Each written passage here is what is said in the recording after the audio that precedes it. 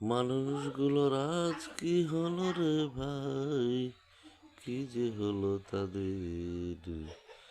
তারা শুধু ব্যবসা নিয়ে পড়িয়া থাকে, চাকুরি নিয়ে পড়িয়া থাকে, দুনিয়া নিয়ে পড়িয়া থাকে। তারা কি জানে না তার মৃত্যুর পর তার জায়গা জমি বাড়ি গাড়ি টাকা পয়সা ব্যাংক ব্যালেন্স কোনো কাজে আসবে না, বরং 3 টুকরার বেশি 4 টুকরা কাপড়ও তার সঙ্গে যাবে না। তবুও কেন রে যুবক দুনিয়ার পিছে পড়ে থাকো? তবুও কেন যুবক তোমার হুঁশ হয় না? কেন তুমি দুনিয়ার কাজের পাশাপাশি আল্লাহর রাজি খুশি করার জন্য ইবাদত বন্দেগী করো না? এখনো সময় আছে যুবক।